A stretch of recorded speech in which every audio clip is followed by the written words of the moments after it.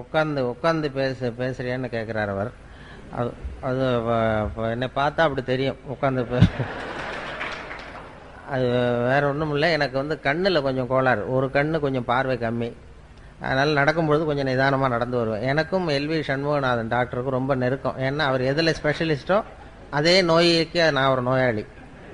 அந்த குளோக்கோமாங்கிற ஒரு இது அது, அதனால் மேற்கொண்டு பாதிக்காமல் அதை தடுத்து வச்சுருக்குறோம். அதனால் அது நடக்கிறத பார்த்துட்டு உட்காந்து பேசுறியா அப்படின்னு கேட்குறாரு அவர்.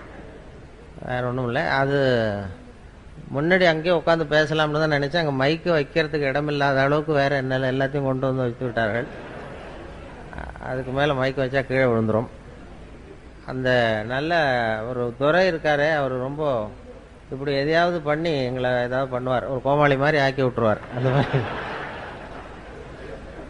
அந்த அந்த இங்கே சரி இது ஒரு கௌரவமாக கொடுத்துருக்குறாருன்னு வச்சுங்க. அந்த கிரீடமும் மாலை, அந்த செங்கோல் கிரீடம், இது இங்கே அரை இந்த இடத்த பொறுத்த வரைக்கும் ரொம்ப கௌரவமாக கொடுத்துருக்காருன்னு வச்சுக்கலாம். நாங்கள் நிஜமாவே இந்த செங்கோல் இந்த கிரீடத்தை போட்டுக்கிட்டு அந்த கையில் ஒரு குடையை எடுத்துக்கிட்டு நேராக எங்கள் வீட்டுக்கு போகிறேன்னு வைங்க.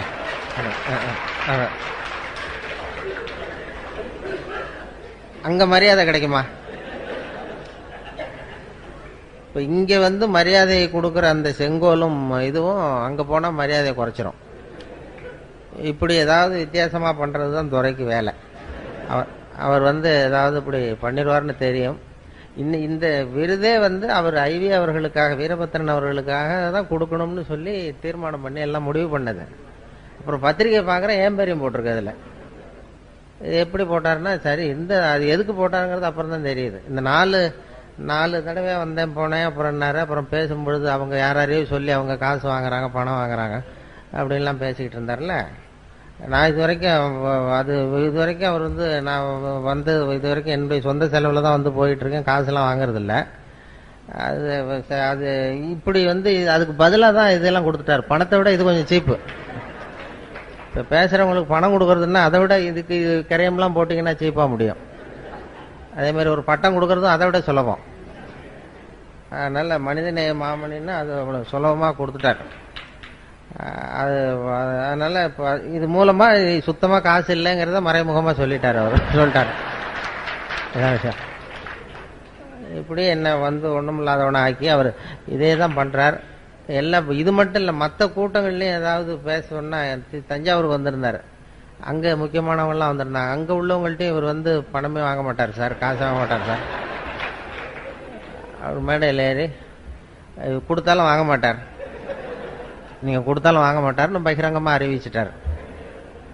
உண்மை என்னன்னா, நான் கேட்டாலும் அவர் கொடுக்க மாட்டாருங்கிறது தான் உண்மை. அது சும்மா நான் வந்து ஒரு தொழில்முறை பேச்சாளர் கிடையாது, வெளியில் போய் விதமாக பேசுறதும் கிடையாது, அது மாதிரி பழக்கம் இல்லை. சும்மா ஏதோ வந்து கொஞ்சம் வேடிக்கையாக ஏதாவது சில ஜோக்கெல்லாம் சொல்கிறது வழக்கம். வேற ஒரு குறிப்பிட்ட தலைப்பில் பேசிலாம் பழக்கம் இல்லை. இப்போ ஒரு மற்ற பேச்சாளர்கள் மாதிரி அவங்கெல்லாம் ஒரு தொகை கேட்குறாங்கன்னா அந்த தகுதி அவங்களுக்கு இருக்குது. நீங்கள் எதை பற்றி வேணாலும் பேச முடியும். இனிமேல் என்னுடைய வாழ்நாள் பூரா பொன்னாடை தேவைப்படாதுன்னு நினைக்கிறேன். அந்த அளவுக்கு கொடுத்துட்டாங்க. பொதுவாக பொன்னாடை வந்து எங்கேயும் அதிகமாக நான் அதிக கூட்டத்துக்கு போகாததுனால எனக்கு பொன்னாடைகள்லாம் யாரும் போத்துறதில்ல. எதுவும் வேணாங்கிறது பொன்னாடையும் வேண்டான்னு விட்டுருவாங்க. அது மாதிரி பண்ணிடுறது.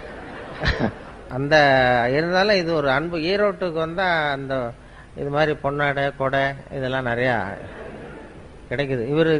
இந்த கொடை நண்பர் வந்து இது முதல் தடவை இல்லை, இது 3வது கொடையோ 4வது கொடையோ தெரியல, எனக்கு கொடுத்துருக்கிறார். 4வது கொடை கொடுத்துருக்கிறார்.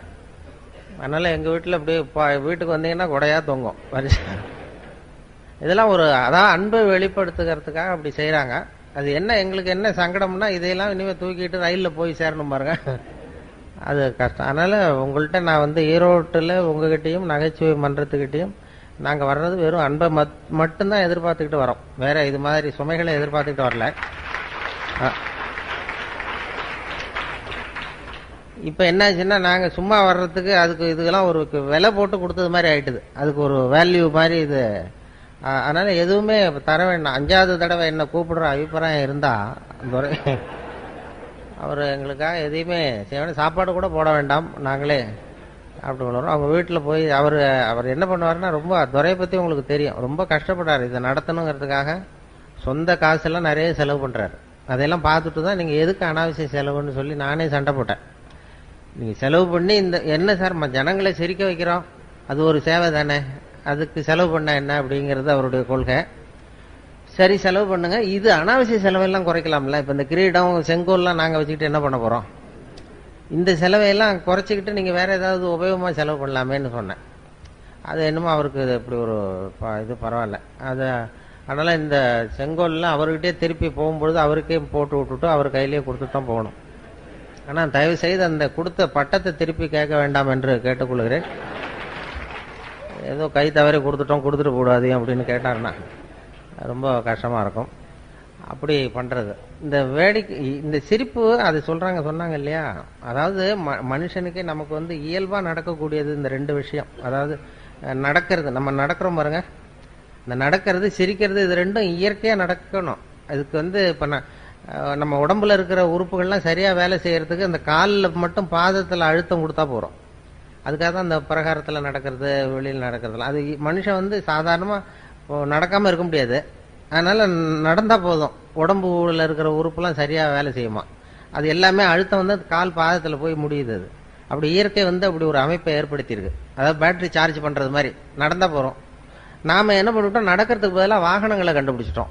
சைக்கிளு, காரு, அது இதுன்னு கண்டுபிடிச்சதுனால நடக்கிறது குறைஞ்சி போச்சு. இப்போ இயற்கையாக நடக்க வேண்டிய அந்த நடைங்கிறது இப்போ ஒரு எக்ஸசைஸ் ஆகிட்டுது. அது வந்து ஒரு நடை பயிற்சின்னு கொண்டு வந்துட்டோம். அதுக்கு ஒரு பயிற்சி கொடுக்கணுமா, நான் சாதாரணமாக நடக்கிற வேலை இது, ஒரு பயிற்சின்னு கொடுத்து அந்த உடம்பு ஆரோக்கியத்தை காப்பாற்ற வேண்டியிருக்கு. அதே மாதிரி தான் சிரிப்பும் இயற்கையாக நடக்க வேண்டிய ஒன்று. அதுக்கு இப்போ நகைச்சுவை மன்றம்னு ஒன்று ஏற்படுத்தி சிரிப்பை உண்டு பண்ணி உங்களுக்கு இதெல்லாம் பண்ணிக்கிட்டு வேடிக்கை காட்டி ஏதாவது பண்ண வேண்டியிருக்கு. இது சிரிப்புங்கிறது இயற்கையாக நடக்க வேண்டிய ஒரு இயற்கை கொடுத்துருக்கிற ஒரு விஷயம். இந்த விலாக தொட்டால் சிரிப்பு வருதுல்ல, அது வந்து இது ஒரு மருத்துவ மையமா. இந்த விலாவில் தொட்டால் ஏன் மனுஷன் சிரிக்கிறாங்கிறத பற்றி ஆராய்ச்சிலாம் பண்ணாங்க.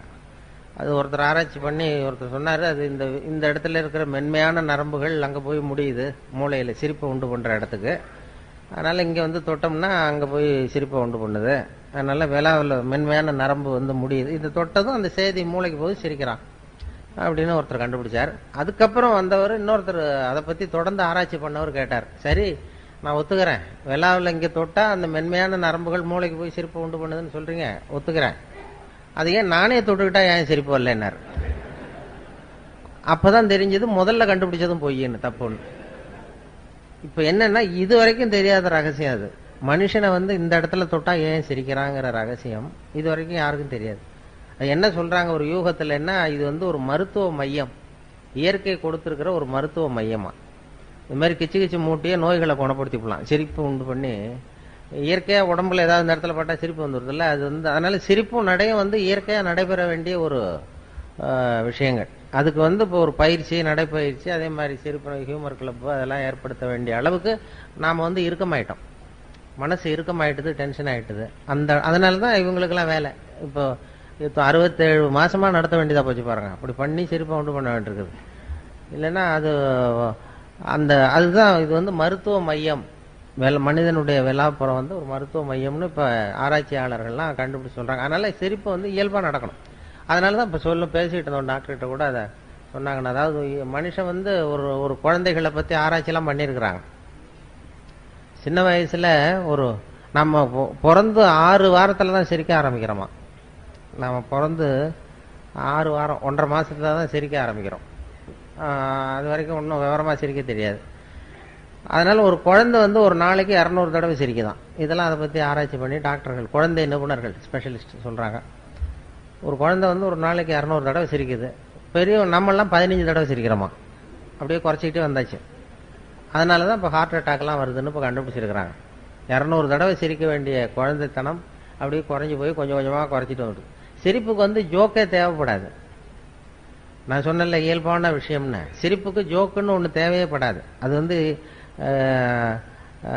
இந்த நம்ம காலங்காலமாக சிரிப்பு வந்து சிறைப்பட்டு போயிருக்குதான் நம்ம உடம்புல.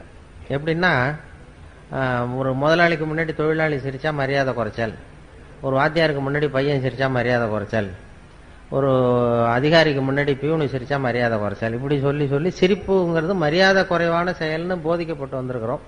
அதனால சிரிப்புங்கிற அந்த செயல் வந்து சிறைப்பட்டு போச்சாமா. நான் இப்போ என்னன்னா மரபு ரீதியாவே ஜெனட்டிக்காவே நாம சிரிச்சா யாராவது தப்பா நினைப்பாங்களோ அப்படின்னு நினைக்கிற அளவுக்கு நம்ம வந்துட்டோம். அப்படி சிறைப்பட்டு இருக்கிற சிரிப்பை வெளியில கொண்டு வர்றதுக்கு ஜோக்குன்னு ஒரு சாவியை போட வேண்டியிருக்கு. ஒரு சாவியை போட்டு திறந்து விட்டு அந்த சிறைப்பட்டு இருக்கிற சிரிப்பை வெளில கொண்டு வர வேண்டியிருக்குதான். இதான் இப்ப நடக்கிறது. வேற சிரிப்புக்கும் ஜோக்குக்கும் சம்பந்தமே இல்லை. சொல்லப்படுகிற ஜோக்குக்கும் சிரிப்புக்கும் உங்களுடைய இயல்பான சிரிப்புத்தன்மையை வெளியில கொண்டு வர்றதுக்கு ஜோக்குங்கிறது ஒரு சாவியா உபயோகப்படுது. இதுதான் இப்போ ஆராய்ச்சியாளர்கள்லாம் கண்டுபிடிச்சிருக்கிறது. வேற சிரிப்புக்கு வந்து ஜோக்கு தேவைப்படாதுங்கிறத எப்படி நிரூபிக்கிறதுன்னா, வெறும் சத்தமே கூட சிரிப்பு உண்டு பண்ணும். ஒரு குழந்தை தொட்டில படுத்திருக்கு, அதுகிட்ட போய் இப்படி கையை தட்டுங்க சிரிக்கும். அது என்ன ஜோக்காது? வெறும் ஒரு தட்டுறோம், கையை தட்டுறோம், அந்த வெறும் சத்தம் வந்து சிரிப்பை உண்டு பண்ணுதில்ல. அதுதான் இயல்பு தன்மை, நம்மளுடைய இயல்பான தன்மை. ஒரு ரோஜா பூவை பார்த்தா சிரிப்பு வரணும், ஒரு வெளிச்சத்தை பார்த்தா சிரிப்பு வரணும், ஒரு சத்தத்தை கேட்டா சிரிப்பு வரணும், ஒரு குருவி கத்துறதை பார்த்தா சிரிப்பு வரணும். இப்படி சிரிச்சுக்கிட்டு இருந்த நாம இப்போ ஒரு ஹியூமர் கிளப்னு ஒன்று வச்சு ஜோக்கெல்லாம் சொல்லி சிரிக்க வைக்கிறது அவ்வளவு முயற்சி பண்ண வேண்டியிருக்கு. அந்த அளவுக்கு இறுகி போச்சு மனசு. அதனாலதான் ஹார்ட் அட்டாக் வருதுன்னு சொன்னேன். ஒரு சத்தம், ஒரு குழந்தைகிட்ட கிளுகிழப்பை ஆட்டுங்க, ஒரு குழந்தை மூஞ்சிக்கிட்ட சிரிக்குது, கிளுகிழப்பை சத்தம் அது சிரிக்கும்.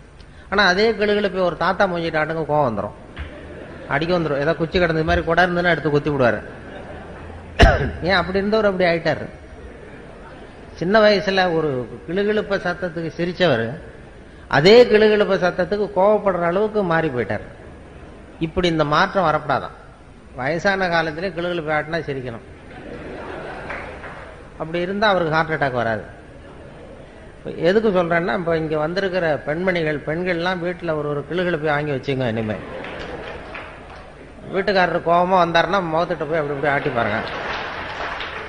பாருங்க. அவர் சிரிச்சுட்டாருன்னு வைங்க, பயப்படவே வேண்டாம். அவர் இயல்பு தன்மை மாறாம இருக்காருன்னு அர்த்தம். நீங்க கிளுகிழப்பை ஆட்டினது டென்ஷன் ஆயிட்டாருன்னு வைங்க, உடனே இசிஜி எடுத்து பார்க்கணும். அது ஏதாவது இருதயத்தில் கோளாறு இருக்கான்னு பார்க்கணும். நம்ம பேசிக்கிறதுக்கு வேடிக்கையா இருக்கே தவிர இதெல்லாம் ஆராய்ச்சியாளர்கள் சொல்ற உண்மைதான். அதை பத்தி ஆராய்ச்சி பண்ணிட்டு சொல்றாங்க, ஹார்ட் அட்டாக் வர்றதுக்கே காரணம் அந்த இயல்பான சிரிப்புத்தன்மை குறைஞ்சதுதான்.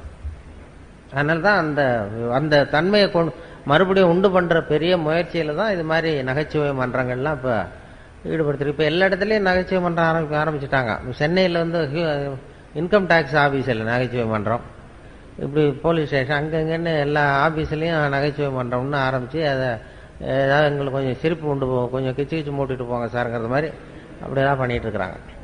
இப்ப நான் 4 வருஷமா இங்க வந்துகிட்டு இருக்கிறேன். ஒரு 2 பேருக்கு சிரிப்பு வர மாட்டேங்குது இந்த ஊர்ல. இங்க வந்து பேசி, ஆனா எனக்கு வரமாட்டேங்குது ஒண்ணு. இன்னொன்னு, இந்த நகைச்சுவை மன்ற தலைவர் ராஜவேலுக்கு வரமாட்டேங்குது. இது என்னன்னு தெரியல. எங்க 2 பேருக்கும் உபதேசம் பண்றமே தவிர எங்களுக்கு சிரிக்க தெரியல. அது அதனால நாங்களும் அப்பப்ப செக் பண்ணிக்கிறது நல்லது. இசிஜி எல்லாம் எடுத்து பாத்துக்கணும். அது அப்படி அந்த சிரிப்பு. அதான் இவர் கேட்டாரு, சுரதான்னு ஒரு கவிஞர் இருந்தார்ல, சுரதா, அவரும் நானும் ஒரு மேடையில் இருக்கும் பொழுது இப்படி பேசிட்டு இருந்தோம். அப்ப எல்லாரும் வந்து கேட்டாங்க, ஏன் சார் நீங்க என்னமோ பேசுறீங்க, நீ சிரிக்க மாட்டேங்கிறிய அப்படின்னு என்கிட்ட வந்து, ஏன் உனக்கு சிரிப்பு வரமாட்டேங்குதான்னு கேட்டார் இவர் சுரதா என் பக்கத்துல இருந்து. ஆமாங்க சார், நான் பேசுறேன், எனக்கு வரமாட்டேங்குது, நான் என்ன பண்றது அப்படின்னு. நீ அப்படி இருக்கிறது தான் நல்லது. ஏன் பொடிமட்டை தும்மக்கூடாது அப்படின்னாரு. பொடியை போடுறவன் தான் தும்மணுமே தவிர பொடிமட்டை தும்மக்கூடாது. அதனால நீ சிரிக்காம இரு. அவர் இந்த ஓமை கவிஞர் இல்லையா, அதை அப்படியே அழகா அப்படி சொன்னார். அதுல இருந்து நான் ரொம்ப புடிவாதமா சிரிக்கிறது இல்லைன்னு முடிவு பண்ணிட்டேன். அப்படி அந்த இயல்பான தன்மையிலேருந்து நம்ம மாறக்கூடாதுங்கிறது ரொம்ப முக்கியம். அது இப்ப நம்ம எத்தனையோ எல்லாரும் ஏதோ வேலையில இருக்கீங்க, எத்தனையோ துறைகளில் ஈடுபட்டிருக்கீங்க. ஆனா அந்த அந்த இயல்பு தன்மை மாறாம வச்சுக்கணுமா. அதாவது சிரிக்கிறதுக்கு சந்தர்ப்பம் வந்ததுன்னா சிரிச்சிடணும், அதுக்காக டென்ஷன் ஆகக்கூடாது. அதுதான் வாழ்க்கையில சுகமா இருக்கிறது வழி. ஏன்னா குழந்தை தன்மை தான் இருக்கு. குழந்தைத்தனமா நடக்கப்படாதான். ஆனா குழந்தை தன்மைங்கிறது இருந்துகிட்டே இருக்கணுமா. குழந்தைத்தனம்ங்கிறது வந்து வேற, குழந்தை தன்மைங்கிறது வேற. சைல்டு லைக் சைல்டிஷ் அப்படின்னு சொல்றாங்கல்ல ஆங்கிலத்தில். அது மாதிரி குழந்தை தன்மையோடு வாழ கற்றுக்கொள்ளுங்கள், குழந்தைத்தனமாக வாழாதீர்கள். அதுதான் குழந்தைத்தன்மை. அது வந்து எப்போதும் இருக்கும், அது நமக்குள்ள இருந்துகிட்டே இருக்கணும் கடைசி வரைக்கும். அந்த குழந்தைத்தன்மை மாறாம இருக்கணுமா கடைசி வரைக்கும். அப்படி இருந்தா ஹார்ட் அட்டாக்லாம் வராது. இயல்பு தன்மை மாறாம வாழ்க்கைய வந்து இல்லைன்னா என்ன ஆகும்னா, சிரிக்கிறதுக்கு அப்படியே கட்டுப்படுத்திக்கிட்டே வரோம்னு வைங்க, ஒரு கட்டத்துல அப்புறம் ஒரே அடியா சிரிக்க ஆரம்பிச்சிடும் தனியா உட்காந்து. பைத்தியம் பிடிச்ச மாதிரி ஆகிடும். அது அது அது அது என்ன மொத்தமாக சேர்ந்து வந்துடும். தினம் 200 தடவை சிரிக்க வேண்டியது அப்படியே சேர்ந்து சேர்ந்து அப்புறம் திடீர்னு ஒரு நாள் எல்லாத்தையும் தொடர்ந்து சிரிக்க ஆரம்பிச்சிருவோம். அது அப்படி சில பேருக்கு மனநோய் வந்துடும். அது சொல்லுவாங்க மனநோய் இதை பற்றி. ஏன்னா அந்த இந்த இந்த உலகத்தில் அப்படி தான் இருப்பாங்களாம். அதாவது ஒரு ஒரு இதே சொல்லுவாங்க, சித்த சுவாதீனத்துடன் கூடிய பைத்தியத்தன்மையுடன் வாழ கற்றுக்கொள்ளுங்கள் அப்படின்னு ஒரு உபதேசம் இந்த நூற்றாண்டில். ஏன்னா ஒரு 400 வருஷத்துக்கு முன்னாடி நம்ம எவ்வளவு சுமையோடு இருந்தோமோ டென்ஷனோட அது 40 பங்கு இப்போ அதிகமாகிருக்குதான். 400 வருஷத்துக்கு முன்னாடி நான் வந்து மனசு இறுக்கமாயிட்டுது, டென்ஷன். என்ன காரணம்னா புது புது அறிவியல் கண்டுபிடிப்புகள் புதுசாக கண்டுபிடிக்கிறோம்ல, அது அதில் சௌகரியமும் இருக்குது அசௌகரியமும் இருக்குது. இப்போ இந்த மைக்குன்னு ஒன்று கண்டுபிடிச்சதுக்கு அப்புறம் தான் பவர் கட்டுன்னா டென்ஷன் ஆகிறோம். இது நின்று போடும் உடனே டென்ஷன். லைட்டு நின்று போச்சுன்னா டென்ஷன் ஆயிரும். மின்சாரம்னு ஒன்று கண்டுபிடிச்சதுனால தானே. மின்சாரம்னு ஒன்று கண்டுபிடிக்கலைன்னா பவர் கட்டுனா என்னென்னு தெரியாது நமக்கு. அது மாதிரி புதுசாக ஒரு பொருளை கண்டுபிடிக்கும் பொழுது அதனுடைய இது ரொம்ப இதாகிடும். இப்போ அதனால் அந்த இறுக்கத்தை குறைக்கிறதுக்கு சித்த சுவாதீனத்துடன் கூடிய பைத்தியத்தன்மையுடன் வாழ கற்றுக்கொள்ளுங்கள் அப்படின்னு ஒரு உபதேசம் சொல்லுவோம். அது என்ன சித்த சுவாதீனத்துடன் கூடிய பைத்தியத்தன்மை அப்படின்னா, பைத்தியம்னாவே சித்த சுவாதீனம் இல்லாமல் போகிறது தான். சித்த சுவாதீனத்துடன் கூடிய பைத்தியத்தன்மைன்னா, இப்போ நீங்கள் உங்கள் வீட்டுக்காரம்மாட்டி யாரை கேட்குறீங்க, 8ஐயும் 3ஐயும் பெருக்கினா என்ன அப்படின்னு கேட்குறீங்க. அவர் 23ன்னு சொல்லிடுறாருன்னு வைங்க. உங்கள் வீட்டுக்காரரை கேள்வி கேட்குறீங்க, 8ஐயும் 3ஐயும் பெருக்கினா என்ன, 23ன்னு சொல்கிறார். 24ன்னு சொல்லணும், 23 சொல்கிறார். உடனே நீங்கள் அவர்கிட்ட சண்டைக்கு போகக்கூடாது. பரவாயில்ல, எங்கள் வாத்தியார் 24ன்னு சொல்லி கொடுத்துருக்காரு, உங்கள் வாத்தியார் 23ன்னு சொல்லி கொடுத்துருப்பாரு போல்ருக்கு. ஒன்று தானே வித்தியாசம். அதுவும் வாய்ப்பாட்டிலேயே எத்தனையோ எடிஷன் இருக்கு இல்லையா, பரவாயில்ல அப்படின்னு போகணுமா. இதுதான் சித்த சுவாதீனத்துடன் கூடிய பைத்தியத்தன்மை. 24 தான் சரிங்கிறது சித்த சுவாதீனம். 23ன்னு சொல்கிறாரு, அதை ஒத்துக்கிறோம் பாருங்க, அதான் பைத்தியத்தன்மை. அந்த மனோபாவம் குடும்பத்திலையும் சரி அலுவலகத்திலையும் சரி வெளி உலகத்திலையும் இருந்ததுன்னா டென்ஷன் வராது, இருதய பாதிப்பு வராது. இப்போ அதாவது ஒரு பேங்க் உத்தியோகத்துக்கு ஒருத்தன் போனான், ஒரு பேங்க்கில் வேலை பார்க்குறதுக்கு ஒருத்தன் அப்ளை பண்ணால் இன்டர்வியூக்கு கூப்பிட்டாங்க. இன்டர்வியூ கூப்பிட்டு தான் அவங்க கேள்வி கேட்டாங்க, 8ஐயும் 3ஐயும் பெருக்குனா என்னடான்னு. இவன் 23ன்னு சொல்லிட்டான், வாய் தவறி சொல்லிவிட்டான். பேங்க்கில் உத்தியோகம், இன்டர்வியூ போகல சொல்லணும்ல கரெக்டாக, 23ன்னு சொல்லிட்டான். வெளில வரும்பொழுது யோசித்தான், ஆகா இது ஒரு சின்ன கணக்கு, 8 × 3 8ஐயும் 3ஐயும் பெருக்குனா என்னன்னு கேட்டாங்க, நம்ம 24 பதிலாக 23ன்னு சொல்லிவிட்டோம் வாய் தவறி. நிச்சயமாக நமக்கு இந்த பேங்க்கில் வேலை கிடைக்காது. ஏன்னா பேங்க் உத்தியோகத்தில் இது கூட தெரியலன்னா எப்படி பேங்க்கில் வேலை கொடுப்பாங்க, நமக்கு கிடைக்காது அப்படின்ட்டு போயிட்டான். ஏதோ உளறிட்டோம்னு போனால் ஒரு 10 நாளில் அப்பாயின்மெண்ட் ஆர்டர் வந்துட்டுது அவனுக்கு, வேலையில் சேர்ந்துக்கிடான்னு. அப்போ நினச்சானா, சரி நம்ம பதில் சொன்னதை அவரும் சரியாக கவனிக்கல போல இருக்கு, இந்த கேள்வி கேட்டவரும். இது அவர்கிட்ட இப்போ நம்ம சொல்லக்கூடாது உண்மையை, நம்ம நேராக போய் வேலையில் சேர்ந்துக்குவோம். வேலை பர்மனெண்ட் ஆனதுக்கப்புறம் அவர்கிட்ட உண்மையை சொல்லுவோம், அதான் சரி அப்படின்னு சொல்லி நேராக வேலையை போய் சேர்ந்துட்டான். சேர்ந்துட்டு பேசாமல் கம்முன்னு இருந்தான். வேலை நிரந்தரமாச்சு, நிரந்தரமாக நியமன உத்தரவு கொடுத்தாங்க. அதுக்கப்புறம் அந்த மேனேஜர்கிட்ட போய் உட்காந்தான். சார், அன்னைக்கு இன்டர்வியூக்கு வந்தப்போ என்ன ஒரு கேள்வி கேட்டீங்க, 8ஐயும் 3ஐயும் பெருக்குனா என்னன்னு கேட்டீங்க, நான் வாய் தவறி 23ன்னு சொல்லிட்டேன், நீங்கள் அது சரியாக கவனிக்கலை, எனக்கே வேலை கொடுத்துட்டீங்க சார், ரொம்ப தேங்க்ஸ் அப்படின்றான். இனிமேல் ஒன்றும் பண்ண முடியாதுல்ல அதனால். அப்போ அவர் சொன்னாராம் மேனேஜர், அப்படி இல்லைப்பா, நீ அன்னைக்கு இன்டர்வியூக்கு வந்தப்போ மொத்தம் 294 பேர் வந்தாங்க இன்டர்வியூக்கு அன்னைக்கு. நான் அந்த 294 பேர்கிட்ட இந்த கேள்வி கேட்டேன், 8ஐயும் 3ஐயும் பெருக்குனா என்னன்னு. நீ சொன்னது தான் நியரஸ்ட் கரெக்ட் ஆன்சர். நான் ஒன்றும் தப்பாக பண்ணிப்பில்ல கொடுத்துடல, அதனால் இருக்கிறதுல நீ கட்டிக்காரன் பரவாயில்ல அப்படின்னு சொல்லி நான் ஏமாந்ததான் நினைக்காதேன்னாரான். இது எதுக்குன்னா, வாழ்க்கையில் வெற்றி பெற வேண்டும்னு நினைக்கிறவங்க நியரஸ்ட் கரெக்ட் ஆன்சரை தான் பார்க்கணுமா, பர்ஃபெக்ஷன் பார்க்கக்கூடாது. நியரஸ்ட் கரெக்ட் ஆன்சருங்கிறது ஒரு தத்துவம். வாழ்க்கை கலையில் வெற்றி பெறணும்னு நினைக்கிறவங்க கிட்டத்தட்ட எல்லாம் சரியாக இருந்தால் சார் தான். இன்றைக்கி சாப்பிட்ற சாப்பாடு ஏதோ கிட்டத்தட்ட சுமாராக சாப்பிட்றாப்புல இருந்தால் போதும், அது ரொம்ப பிரமாதமாக இருக்கணும்னு எதிர்பார்க்கக்கூடாது. அது மாதிரி அறிவியலில் துல்லியம் முக்கியம். சயின்ஸு அறிவியல் விஷயங்களில் துல்லியம் தான் முக்கியம், அதில் நியரஸ்ட் கரெக்ட் ஆன்சர் பார்க்கக்கூடாது. சயின்ஸ்லாம் துல்லியம் தான் முக்கியம். வாழ்க்கைங்கிற கலையில் நியரஸ்ட் கரெக்ட் ஆன்சர் முக்கியம். அறிவியல் எப்படின்னா, இப்போ ஒரு ராக்கெட்டை செவ்வாய் கிரகத்துக்கு அனுப்புகிறோம்னு வைங்களேன், அது தவறி போய் புதனில் இறங்கி விடுது. பரவாயில்ல, ஒன்று தானே வித்தியாசம், நியரஸ்ட் கரெக்ட் ஆன்சர்னு போடக்கூடாது. அறிவியலில் வந்து துல்லியம் முக்கியம். வாழ்க்கைங்கிற கலையில் கிட்டத்தட்ட சரியாக நீங்கள் நினைக்கிறது மாதிரி 100% நீங்கள் எதிர்பார்க்கறது மாதிரியே உங்கள் கணவரோ அல்லது மனைவியோ இருக்க முடியாது. அதை அந்த நியரஸ்ட் கரெக்ட் ஆன்சர் பார்க்குற மனோபாவம் வந்துட்டுதுன்னு வைங்க, பிரச்சனையே வராது வாழ்க்கையில். ஆனால் அது நம்ம நினைக்கிறது மாதிரியே இருக்கணும்னு எதிர்பார்க்குறோம். சுத்தமாக 100% அப்படியே இருக்கணும்னு நினைக்கிறது. அதனால தான் சண்டை சச்சரவு. பர்ஃபெக்ஷன் ஒன்று உலகத்தில் எதுவுமே கிடையாது. நானாக என் மனசில் ஒரு உருவத்தை வரைஞ்சிக்க வேண்டியது, எதிரில் பார்க்குறது நான் வரைஞ்ச உருவத்தை மாதிரியே இருக்கான்னு நான் பார்க்குறேன். அப்படி ஒத்து போச்சுன்னா அது பர்ஃபெக்ட்னு ஒத்துக்கிறேன். அது ஒத்து போகலன்னா அது சரியில்லைங்கிறேன். அது கோளாறு நான் வரைஞ்சத்தில் இருக்கே தவிர அந்த பொருள் இல்லை. அதுதான் முக்கியம். அதுதான் வாழ்க்கையினுடைய நுணுக்கமே. அதுதான் அழகுங்கிறது. அப்படி தான் அழகுன்னு ஒன்று வெளியில் ஒன்றும் கிடையாது, பொருளில் கிடையாது. அழகாய் இருக்கிற பொருளை நீங்கள் விரும்புவதில்லை, நீங்கள் விரும்புகிற பொருள் அழகாக இருக்கிறது அப்படிங்கிறது தான் உண்மை. உங்களுக்கு பிரியமாக இருந்தால் அது அழகாக தெரியும், பிரியம் இல்லைன்னா அழகாக இருக்காது. அதனால் அழகுங்கிறது நீங்கள் விரும்புகிறீங்களா இல்லையாங்கிறத பொறுத்து அமையதே தவிர பொருளில் உள்ள விஷயம் கிடையாது. அது அழகாக இருக்கும். அதான் அழகாக இருக்கிற பொருளை நீங்கள் விரும்புவதில்லை, நீங்கள் விரும்புகிற பொருள் அழகாக இருக்கிறது. அந்த மனோபாவத்தை குடும்பத்தில் நம்ம உண்டு பண்ணிட்டோம்னா வாழ்க்கையில் அந்த டென்ஷன் இருக்காது. எப்போதும் அந்த சிரித்து வாழணுங்கிறாங்க இல்லையா, அந்த இயல்பு தன்மையோடு நம்ம வாழறதுக்கு அது ரொம்ப உதவியாக இருக்கும். குடும்பத்தில் எத்தனையோ பிரச்சனைகள் வரலாம், அது சொல்லுவாங்க நிறையா. சின்ன சின்ன ஒரு நல்ல குடும்பங்கிறது எப்படின்னா அனுசரித்து போகணும், ஒருத்தரை விட்டு கொடுத்து போகணும், சந்தேகம் கூடாது, அப்படி இப்படின்னு சொல்லுவாங்க. அதாவது ஒருத்தன் வந்து ஒரு பொண்ணை கல்யாணம் பண்ணிட்டு வந்தான். குடும்பத்தில் சந்தேகம். அவன் என்ன சொல்லிட்டாங்க எல்லாரும், டேய் நீ கல்யாணம் பண்ணிட்டு வந்திருக்கிறிய, அந்த பொண்ணுக்கு காது சரியாக கேட்காதுரா அப்படின்ட்டாங்களாம். இவனுக்கு ரொம்ப வருத்தமாக போச்சு. ஆகா, நம்ம கல்யாணம் பண்ண பொண்ணு காது சரியாக கேட்கலன்னு சொல்கிறாங்க, இதை எப்படி கண்டுபிடிக்கிறது, டெஸ்ட் பண்ணணும்னு பார்க்குறான். நேராக போய் உனக்கு காது கேட்குமா அப்படின்னு கேட்டால் சண்டை வந்துடும். இது எப்படியாவது சோதனை பண்ணணும்னு வெளியில் போகிறது மாதிரி போனான். வெளியூருக்கு போனோம், வெளில எங்கேயோ கடத்தருக்கு போனது மாதிரி போயிட்டு திரும்பி வந்தான். திரும்பி வந்து தெருவில் நின்றுக்கிட்டு இன்றைக்கி என்ன சாம்பார் அப்படின்னா பதிலே வரல. ஆஹா, நம்ம கேட்டது தப்பு, சரிதான், காது கேட்கல மனைவிக்குன்னு முடிவு பண்ணிட்டான்.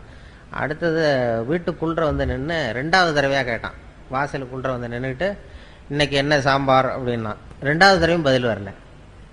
சரி, ஏமாந்து போட்டோம் நம்ம அப்படின்னு சொல்லிட்டு நேராக அடுப்பங்கரைக்கு போனான். அடுப்பங்கரையில் அந்த பொண்ணு ஏதோ சமைச்சிக்கிட்டு இருக்கு, சமையல் பண்ணிகிட்டு இருக்கு. அது சமையல் பண்ணிகிட்டு இருக்கு, அது காதுகிட்ட போய் இப்படி வச்சுக்கிட்டான் கையை. இப்படி கையை வச்சுக்கிட்டு வேகமாக கத்துறான். 3வது தடவை இன்றைக்கி என்ன சாம்பார்னு 3வது தடவை கத்துறான். அது கொஞ்சம் கூட அலட்டிக்கவே இல்லை. மெதுவாக திரும்பி இவன் காது ஓரமாக சொல்லுது, 3வது தடவையாக சொல்கிறேன் முருங்கைக்காய் சாம்பார் அப்படின்னு தான். இவனுக்கு காது கேட்கல, இவன் போய் அதை சந்தேகப்படுறான். குடும்பத்தில் இப்படி தான் பிரச்சனை வரும். முதல்ல நம்மகிட்ட இருக்கிற குறை என்னன்னு தெரிஞ்சுக்கிட்டு அடுத்தவங்க பேரில் குறைய கண்டுபிடிக்கணும். நாம் என்ன பண்ணுறோம், முதல்ல அடுத்தவங்க குறைய கண்டுபிடிக்கிறோம். அதனால தான் சிக்கல். குடும்பங்கிறது ரொம்ப அழகாக நடத்த வேண்டிய, வாழ்க்கையில் ரொம்ப புரிந்து கொள்ள வேண்டிய ஒரு கலை அப்படின்னு சொல்லுவாங்க. எங்கள் வீட்டுக்கு ஒருத்தர் வந்திருந்தார். இப்போ சமீபத்தில் ஒரு பத்திரிக்கை கொடுக்க வந்தார், கல்யாண பத்திரிக்கை கொடுக்கறதுக்காக வந்தார். அவரை அழைச்சிக்கிட்டு இன்னொரு இடத்துக்கு போகிறேன், இன்னொரு வீட்டுக்கு பத்திரிக்கை கொடுக்கணும். அவர் வீடு இருக்கிற இடம் தெரியாது, அதனால் அழைச்சிட்டு போகிறேன். அந்த வீட்டில் கணவன் மனைவி 2 பேரும் ஒத்து போகிறதில்ல, அடிக்கடி சண்டை வரும். அந்த வீட்டில் கொண்டு போய் பத்திரிக்கை கொடுக்கணும். நான் அழைச்சிட்டு போகிறேன் இவரை, இந்த ஒரு பெரியவரை. அவங்க 2 பேரும் அடிக்கடி சண்டை போட்டுக்கிறவங்கன்னு தெரியும் அவருக்கு. போய் உட்காந்தோம், காஃபி கொண்டாந்து கொடுத்தாங்க, சாப்பிட்டோம். அப்போ அவங்க அந்த கணவன் மனைவி 2 பேரையும் கூப்பிட்டாரு. 2 பேரையும் கூப்பிட்டு, இதை பாருங்க, இப்போ உங்களுக்கு ஒரு போட்டி வைக்க போகிறேன், நீங்கள் ஜெயிச்சுட்டிங்கன்னா உங்களுக்கு 100 ரூபா அப்படின்னாரு. நான் வேடிக்கை பார்த்துட்டு உட்காந்துருக்கேன். என்ன போட்டி அப்படின்னா, ஒரு நூல் கொண்டு வாங்க, தைக்கிற நூல், சாதாரண நூல் கொண்டு வாங்கினதான் ஒரு இவ்வளோ நீளம் நூல் கொண்டு வந்து கொடுத்தது அந்த அம்மா. இந்த நூலை வந்து அறுத்துடணும், முடியுமா முடியாதா அப்படின்னு கேட்டார். இது என்ன பெரிய வேலை, இது அறுக்கிறது சாதாரண பட்டுன்னு எடுத்தா போயிடும், இதை அறுத்துட்டா 100 ரூபா அப்படின்னாரு. நான் இருக்கிறேன் 2 பேரும் வந்தாங்க, அந்த அம்மாவும் அந்த வீட்டுக்காரனும். நீ 2 பேரும் சேர்ந்து நீங்கள் ஒரு பக்கத்தை பிடிங்க, நான் ஒரு பக்கத்தை பிடிச்சிக்கிறேன், நான் இழுக்கிறேன் நீ இழு, நீங்கள் 2 பக்கமும் 2 பேர் சேர்ந்து அந்த பக்கத்தை பிடிச்சிட்டு இழுங்க, நான் பிடிச்சிட்டு இழுக்கிறேன், அறுத்துருங்க, இழுத்துட்டீங்கன்னா ஆளுக்கு 100 ரூபா தரேன்ருக்காரு. அவங்க ரொம்ப உற்சாகமாக அந்த பக்கத்தை 2 பக்கமும் 2 பேரும் சேர்ந்து பிடிச்சிக்கிட்டாங்க. இவர் வந்த பெரியவர் ஒரு பக்கத்தை பிடிச்சிட்டாரு. இழுத்தாருங்க அப்படின்னாரு. அவங்க 2 பேரும் ரொம்ப பலமாக இழுக்க ஆரம்பித்தாங்க. இவர் இழுக்க விட்டுக்கிட்டே போயிட்டு இருக்காரு, பின்னாடியே இழுத்து சுற்றி வராங்க, இவர் பின்னாடியே போயிட்டே இருக்காரு. 10 நிமிஷம் ஆச்சு, அறுக்கவும் முடியல. அப்புறம் எடுத்து விட்டு, இதுதான் வாழ்க்கை, இதை புரிஞ்சுங்க, உங்களுக்குள்ளே சண்டை போட்டுக்காதீங்க அப்படின்ட்டு போயிட்டார். அதான், அதாவது ஒருத்தர் விட்டு கொடுக்கறதுக்கு தயாராக இருந்தால் அது எவ்வளவு மெலிசான நூலாக இருந்தாலும் யாராலையும் இருக்க முடியாது, லேசான இருக்கணும். அதை அவர் உதாரணமாக செஞ்சு காட்டினார். ஒரு பத்திரிக்கை கொடுக்க வந்த பெரியவர் அப்படி பண்ணிட்டு போனார். வாழ்க்கை அப்படி தான் புரிஞ்சுக்கணும். இல்லைன்னா அர்த்தமில்லாத விஷயத்துக்கெல்லாம் குடும்பத்தில் சண்டை போட்டுக்கிட்டு பிரச்சனை பண்ணிட்டு இருப்போம். ஏன்னா நம்ம மனசு இருக்க சுமை வந்து வர வர அதிகமாகிடும். மற்ற வெயிட்லாம் அப்படியே இங்கே ஒரு 10 கிலோ இப்போ வைக்கிறோம்னு வைங்க, இந்த 10 கிலோவை வந்து நாளைக்கு வந்து இதை எடை போட்டு பார்த்தாலும் 10 கிலோ தான், இன்னும் ஒரு மாதம் கழித்து எடை போட்டாலும் 10 கிலோ அப்படியே இருக்கும். ஆனால் மனசில் இருக்கிற வெயிட் இருக்கு பாருங்கள், அது போக போக அழுத்தம் அதிகமாகிட்டு எடை அதிகமாகிறது மாதிரி இருக்கும். அதுக்கு ஒரு உதாரணம் அதுதான் சொல்லுவாங்க. இந்த ஒருத்தர் கையை நீட்ட சொல்லி ஒரு டம்ளரை கொண்டு வந்து, ஒரு டம்ளர் தண்ணியை வந்து உன்னால் தூக்க முடியுமான்னு கேட்டிருக்காரு. இது என்ன ஒரு டம்ளர் தண்ணி என்ன தூக்க முடியாது என்னால் அப்படின்னா, ஒரு வெத்து பாட்டில் வச்சு இப்படி கையை நீட்ட சொன்னார். ஒரு டம்ளர் தண்ணியை வச்சு தண்ணியை ஊற்றினார். இது என்ன தூக்குறது பெரிய காரியம் அப்படின்னா, சரி அப்படியே வச்சிரு அப்படின்னாரு. ஒரு 10 நிமிஷம் ஆச்சு. சார் எப்போ தண்ணி எடுக்கலாம் கேட்க ஆரம்பித்தான். இருறா இன்னும் ஒரு மணி நேரம் ஆகும் எடுக்கிறதுக்குன்னா, ஐயோ இப்போ முடியாது சார், நம்மளால் முடியாதுன்னா. சரி இன்னைக்கு பூரா வச்சிருக்க முடியுமா ஒன்னாலன்னா, ஐயோ தாங்க முடியாது, முதல்ல இதை எடுங்க அப்படின்னா. இந்த வெயிட்டு அதே தான், வெயிட்டில் கூடலை, ஆனால் அது தாங்க முடியல பாருங்கள். அதுதான் அந்த மனசு பண்ணுற. மனசில் வந்து ஒரு சுமை வந்து வச்சுட்டோம்னா அது வர வர அதிகமாகிறது மாதிரி ஒரு பாவனையை உண்டு பண்ணும். அப்பப்போ இறக்கி வச்சிடணும். அது மனசில் எதையும் இறக்கி வச்சுக்கிட்டு இருக்கக்கூடாது, அப்பப்போ இறக்கி வச்சுக்கோ. அந்தந்த நேரத்தில் அதை சுமக்கலாம்னு சொல்கிறேன். மனசை வந்து சுமக்கவே கூடாதான். குழந்தைகள்லாம் மனசை சுமக்கிறது இல்லை, அதனால தான் அது ஜாலியாக இருக்குது. 200 தடவை சிரிக்குதுன்னா அதெல்லாம் மனசை சுமக்கிறது இல்லை, நம்ம மனசை சுமந்துக்கிட்டு இருக்கிறோம். ஒரு ரயிலில் ஒருத்தர் போனார், ஒரு மூட்டையை தூக்கிட்டு ரயிலில் போய் ஏறி உட்காந்துருக்காரு. ஏறி உட்காந்ததும் ரயில் புறப்பட்டுது. இவன் தலையிலேயே மூட்டையை வச்சுட்டு உட்காந்துருக்கான். எதிர்த்தாப்பில் இருக்கிறவருக்கு சொல்லிருக்காரு, ஏன் ரயில் தான் புறப்பட்டுது, மூட்டையை இறக்கி வை, உன் ஸ்டேஷன் வந்ததும் தலையில் தூக்கி வச்சுட்டு நீ இறங்கி போகலாம், இப்போ இறக்கி வச்சுருன்னு இருக்காரு. அப்போ இவன் சொன்னானா, அதெல்லாம் வேண்டாம், என் சுமையை நான் சுமந்துக்கிறேன், என்னை மட்டும் ரயில் சுமந்தா போதும் நானும். இப்படி தான் நம்ம இப்போ பண்ணிகிட்டு இருக்கோம்மா. இப்போ அவன் பண்ணுறத நினைக்கும் போது நமக்கு சிரிப்பு வருது இல்லை. இப்போ நாம் வாழறது அப்படி தான் வாழ்ந்துக்கிட்டு இருக்கோம்மா. தேவையில்லாததையெல்லாம் சுமந்துக்கிட்டு பிரயாணம் பண்ணிகிட்டு இருக்கிறோம். எந்தெந்த நேரம் எதை சுமக்கணுமோ அதை சுமந்தா போதும். இறங்குற நேரத்தில் மட்டும் தூக்கி வச்சுட்டு இறங்கினா போகிறோம். அப்பப்போ அந்தந்த சுமையை சுமந்தா போதும். எல்லாத்தையும் ஒரே நேரத்தில் சுமந்துக்கக்கூடாது. நம்ம ஈரோடு துறை மாதிரி போட்டு எல்லாத்தையும் போட்டு இழுத்து போட்டுக்கிட்டு இன்றைக்கி எங்களுக்கு சாப்பாட்டையும் கவனிக்கணும், அதையும் கவனிக்கணும், இதையும் கவனிக்கணும்னு போட்டுக்கிட்டு 3 நாள் ஆச்சான் அவர் தூங்கி. அப்படி இது பண்ணக்கூடாது. முதல்ல அது மாதிரி மனசு வந்து அப்படி நம்மளை ஏமாற்றும். மனசை வந்து அந்த அளவுக்கு மனசை வந்து புரிஞ்சுக்கணுமா, அதை கட்டுப்படுத்தக்கூடாது. மனசை வந்து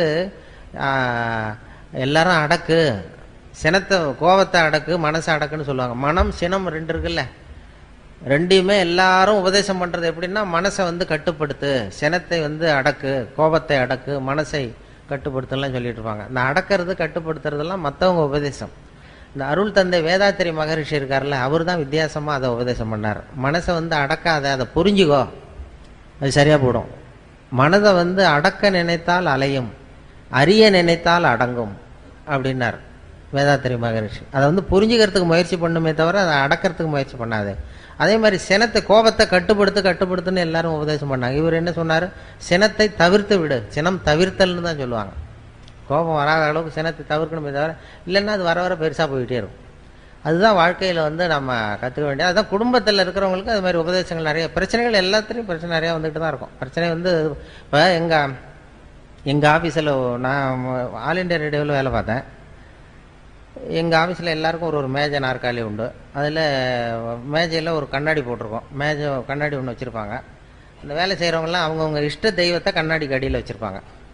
முருகன் படம், பிள்ளையார் படம், அது ஏசுநாதர் படம், இது மாதிரி பள்ளிவாசல் எதையாவது வச்சுருப்பாங்க.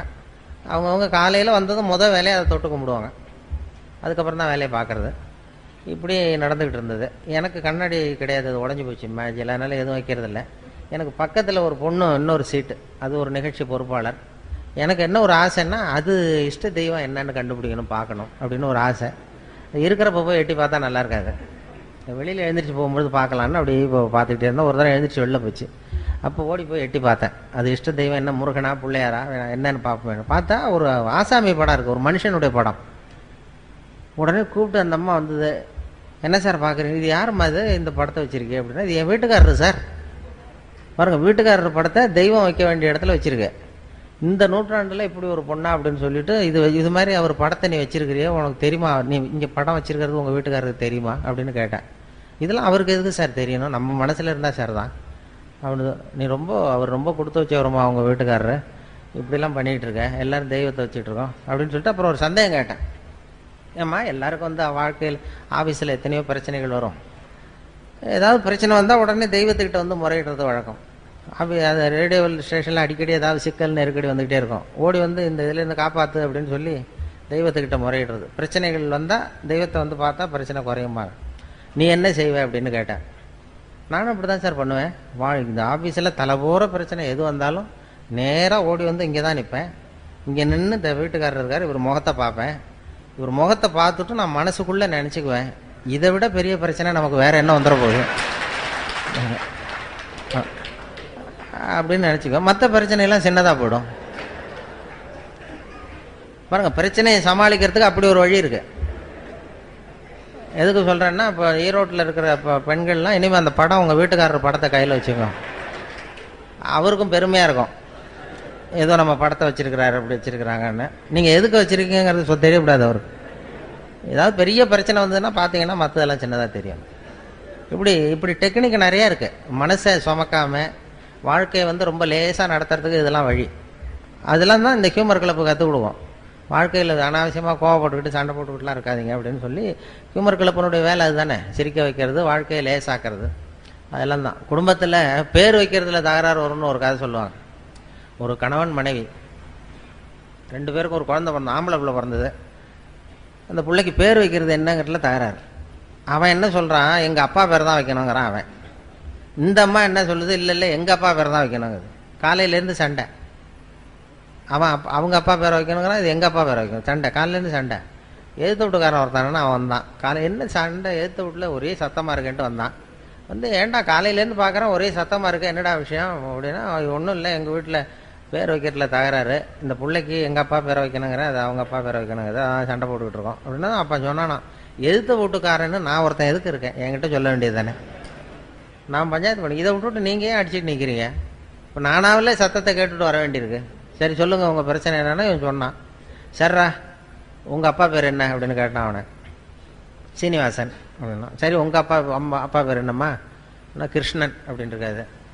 கொஞ்சம் யோசிச்சான், சீனிவாச கோபால கிருஷ்ணன் அப்படின்னு பேர் வைங்க, சரியாக போச்சு, 2 பேர் வந்துருந்தோம் அப்படின்னு போயிட்டான். போனதுக்கப்புறம் இந்த கணவன் மனைவி 2 பேரும் பேசிக்கிட்டாங்களாம். சரி இந்த சீனிவாசன் சரி, கிருஷ்ணன் சரி, கோபாலன் எங்கேருந்து வந்தான் நடுவில் அப்படின்னு ஓடி போய் அவனை பிடிச்சி இழுத்துட்டு வந்திருக்காங்க. இழுத்துட்டு வந்து, அது யாரா கோபாலன் அப்படின்னா, அது எங்கள் அப்பா பேர், நீ அதை மட்டும் ஏன் விடுற, அதையும் சேர்த்து வச்சுட்டு போ அப்படின்றான். குடும்பத்தில் 2 பேர் கணவன் மனைவி ஒத்து போகலன்னா கோபாலன்னு ஒருத்தன் குறுக்க வருவான், அதுக்கு இடம் கொடுக்கக்கூடாது. அதான் சொல்கிறது. அது மாதிரி ஒத்து போகணும். அது மாதிரி இல்லைன்னா சண்டை, கோபாலன்னு ஒருத்தன் வருவான், அது மாதிரி பிரச்சனை வரும். வாழ்க்கைங்கிறது ஒரு பெரிய பிரயாணம், சின்ன பிரயாணம். ஒரு பஸ்ஸில் போகிறப்ப கூட எவ்வளோ அசௌகரியம், சண்டை போட்டுக்கிறோம் அப்படின்னு சொல்லுவாங்க. வாழ்க்கைங்கிறது ரொம்ப பெரிய பிரயாணம், அதில் சுகமாக இருக்கணும் பிரயாணம். வாழ்க்கைங்கிறது குடும்பத்தில் அது மாதிரி எவ்வளவோ கஷ்ட நஷ்டம் எல்லாம் இருக்குது. அனுசரித்து போகிறது, ஒருத்தர் விட்டு கொடுக்குறது, இதெல்லாம் தான் ரொம்ப முக்கியமான இது. அந்த நுணுக்கத்தை புரிஞ்சுக்கணுங்கிறது தான் இது. ஹியூமர் கிளப்புங்கிறது சும்மா ஏதோ பொழுதுபோக்காக அவங்க பண்ணுறதுங்கிறது இல்லை. இது வந்து வாழ்க்கையினுடைய இறுக்கத்தை குறைச்சி வாழ்க்கையை வந்து லேசாக்கி, வாழ்க்கை பிரயாணம்ங்கிறது ரொம்ப சுகமானது. அது வந்து ஒரு போராட்டம் கிடையாது. வாழ்க்கைங்கிறது ஒரு அனுபவிக்க வேண்டிய ஆனந்தம். அதை உணர வைக்கிறதுக்கு தான் இது மாதிரிலாம் பண்ணிகிட்டு இருக்கிறாங்க.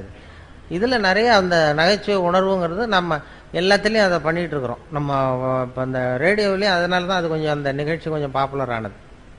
எதை சொன்னாலும் கொஞ்சம் வேடிக்கையை கலந்து சொல்லிடுறது ரேடியோவில். அதனால் அது கொஞ்சம் எந்த விஷயத்தை சொன்னாலும் இந்த கொஞ்சம் கடுமையான விஷயத்த கூட வேடிக்கையாக சொன்னோம்னா இதாக இருக்கும். இப்போ நான் வந்து விவசாய ஒலிபரப்பு பிரிவில் இருந்தேன். அதில் இப்போ கோழி பண்ணையை பற்றி பேசுவோம். கோழி பண்ணை வைக்கிறது எப்படி, இது என்ன எப்படி பண்ணுறது, போகிறது வர்றதுன்னு பேசிகிட்டு இருப்போம். அதை கேட்குறவங்க ரொம்ப கம்மியாக இருப்பாங்க. அதனால் என்ன பண்ணுறது, அது கொஞ்சம் வேடிக்கையாக கதையை கலந்து கோழி பண்ணையினுடைய தொழில்நுட்பம்லாம் சொல்லிவிட்டு கோழி பண்ணையை பற்றி சொல்கிறது. அது எப்படின்னா, ஒரு கதையை ஒன்று சேர்த்துருவோம் அதில். இப்போ உதாரணமாக ஒருத்தன் என்ன எப்படின்னா, ஒரு கோழி விற்றுக்கிட்டு இருந்தானா ஒரு இடத்துல, கோழிலாம் விற்றுக்கிட்டு இருக்கான். ஒருத்தர் வாங்க வந்தார். இதெல்லாம் என்ன ஒரு கோழிப்பா அப்படின்ட்டு இருக்காரு.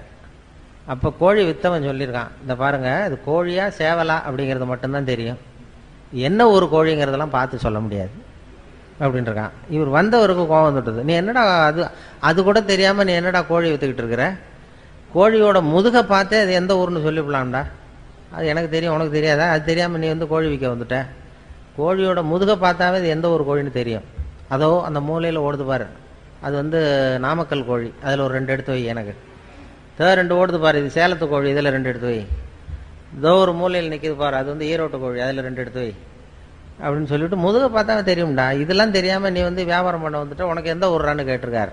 அவன் முதுகை திருப்பி காட்டினானா, பார்த்து தெரிஞ்சுக்கோ அப்படின்னு. இப்படி ஏதாவது ஒரு வேடிக்கையை சொல்லி கோழி பண்ணையை பற்றிய செய்திகளை சொல்கிறது. ரேடியோவில் அப்படி தான் அந்த விஷயங்களை வந்து சொல்லும் பொழுது இப்படி வேடிக்கையை கலந்து சொல்லும் பொழுது அது கொஞ்சம் நல்லா இதாக போகும். அப்படி பண்ணிகிட்டு இருக்கிறது வழக்கம். அதில் நிறைய அது மாதிரி நிறைய எல்லா செய்திகளும் சொல்லுவோம். அப்போ நிறைய இப்போ இதை பற்றிலாம் சொன்னோம் நம்ம. அப்போ அந்த விசாரணை கமிஷன் லஞ்ச ஊழல் அப்படி இப்படின்னு பேப்பரில் வந்தது. அப்போ ஒரு கதையை சொன்னோம் ரேடியோவில். அதாவது ஒருத்தன் தமிழ்நாட்டில் திடீர்னு ஒருத்தன் சாதாரணமாக இருந்தவன் திடீர்னு ஒரு பெரிய கோடீஸ்வரன் ஆகிட்டான்.